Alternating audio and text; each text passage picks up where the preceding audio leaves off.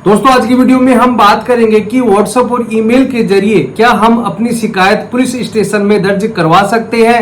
साथ ही साथ हमारे द्वारा जो व्हाट्सएप और ईमेल के द्वारा जो शिकायत पुलिस स्टेशन में भेजी जाती है सीआरपीसी 154(1) के तहत क्या पुलिस उसे दर्ज करेगी। तो इसी से संबंधित कानून क्या कहता है और अभी Jammu and Kashmir high court ने इससे संबंधित क्या लेटेस्ट जजमेंट पारित किया है, हम इसी के बारे में चर्चा करेंगे। तो बने रहे वीडियो के अंत तक।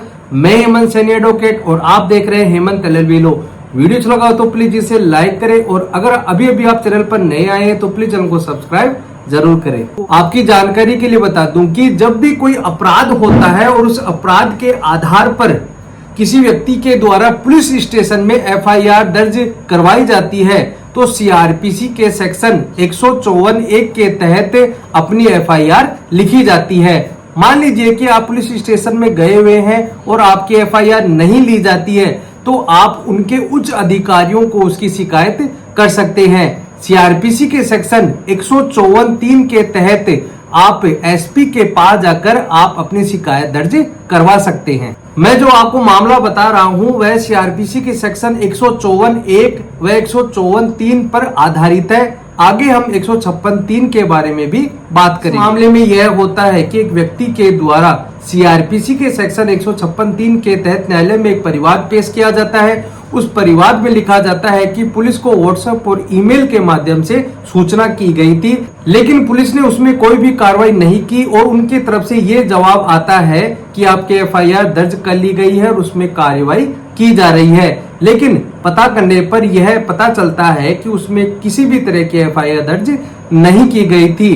फिर उस शिकायत को लेकर उनके उच्च अधिकारियों को शिकायत की जाती है। उनके द्वारा भी FIR दर्ज करने के लिए कोई भी आदेश पारित नहीं किया जाता है। इस कारण से न्यायालय की तरफ से एक परिवाद पेश किया जाता है सीआरपीसी के सेक्शन 156(3) के तहत। इसलिए आपको पता भी है कि जब सीआरपीसी के सेक्शन 154(1) 154(3) के तहत जब पुलिस के द्वारा और उनके उच्च अधिकारियों के द्वारा FIR नहीं लिखी जाती है तो व्यक्ति परिवाद के माध्यम से सीआरपीसी के सेक्शन 156(3) के तहत वह FIR दर्ज करवाने का आदेश करवा सकता है। आप ध्यान से सुनना, जब 156(3) सीआरपीसी में परिवाद के माध्यम से FIR दर्ज करवाने का आदेश करवा लिया जाता है और आदेश होने के बाद इन्वेस्टिगेशन के आदेश हो जाते हैं तो उसे चैलेंज किया जाता है। कहने का मतलब है कि उसे सेशन कोर्ट में उसकी रिवीजन, आदेश के खिलाफ रिवीजन किया जाता है। फिर उसके बाद Jammu and Kashmir high court में उसे चैलेंज किया जाता है। अब Jammu and Kashmir high court के द्वारा क्या बातें की जाती है और अंत में क्या जजमेंट पारित किया जाता है, आप ध्यान से सुनना। दोस्तों आपकी जानकारी के लिए बता दूं कि जब आप न्यायालय में जाते हैं 156(3) सीआरपीसी के तहत, लेकिन उससे पहले आपको पुलिस को सूचना देनी होगी।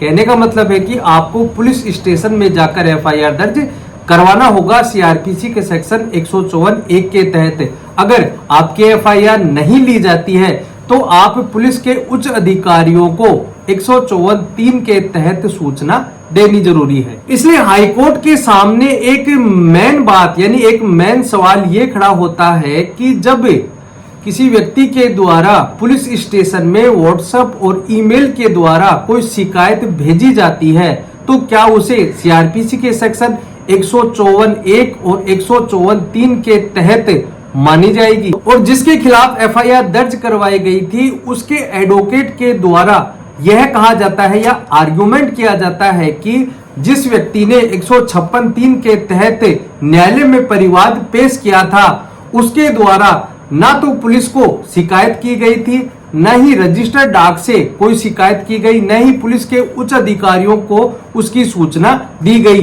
केवल व्हाट्सएप के माध्यम से और ईमेल के माध्यम से पुलिस और उनके उच्च अधिकारियों को शिकायत दर्ज करवाई गई थी। तो कहने का मतलब है कि आर्गुमेंट में एडवोकेट के द्वारा यह भी कहा जाता है कि उस व्यक्ति ने सीआरपीसी के सेक्शन 154(1) व 154(3) की आवश्यकताओं को पूरा नहीं किया है। साथ ही साथ एडवोकेट के द्वारा यह भी कहा जाता है कि सीआरपीसी के सेक्शन 154(1) और सीआरपीसी के सेक्शन 154(3) की जो पहले प्रक्रिया अपनानी चाहिए थी वह उस व्यक्ति ने नहीं अपनाई। इस कारण से सीआरपीसी के सेक्शन 156(3) का प्रार्थना पत्र पेश नहीं किया जा सकता। इस प्रकार एडवोकेट के द्वारा 156(3) के तहत एफआईआर दर्ज करने और इन्वेस्टिगेशन के आदेश को खारिज करने का प्रयास किया जाता है। आपकी जानकारी के लिए बता दूं कि सीआरपीसी के सेक्शन 156(3) के तहत एफआईआर दर्ज करने और इन्वेस्टिगेशन के आदेश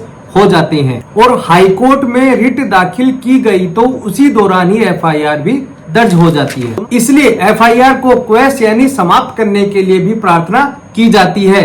honourable Jammu and Kashmir high court के द्वारा दोनों पक्षों को सुना जाता है, दोनों तथ्यों को देखा जाता है, उसके बाद और सुप्रीम कोर्ट के एक महत्वपूर्ण जजमेंट का हवाला भी दिया जाता है जो आपकी स्क्रीन पर दिखाई दे रहा है। इस जजमेंट में सुप्रीम कोर्ट ने कहा था कि प्राइमरी स्टेज पे किसी भी क्रिमिनल कार्रवाई को बाधित नहीं करना चाहिए। एफआईआर को रद्द करना एक अपवाद होना चाहिए, रूल नहीं होना चाहिए। और इसी प्रकार जम्मू एंड कश्मीर हाईकोर्ट के द्वारा यह टिप्पणी भी की जाती है कि व्हाट्सएप के द्वारा किसी संज्ञेय अपराध की सूचना भेजना सीआरपीसी के सेक्शन 154(1) व 154(3) की आवश्यकताओं को पूरा करता है। इसलिए हमारा सवाल ये था कि क्या व्हाट्सएप और ईमेल के द्वारा पुलिस को जो सूचना भेजी जाती है उसने सीआरपीसी के सेक्शन 154(1) व 154(3) की आवश्यकताओं को पूरा किया है कि नहीं। तो जम्मू एंड कश्मीर हाईकोर्ट के द्वारा यह कहा जाता है कि बिल्कुल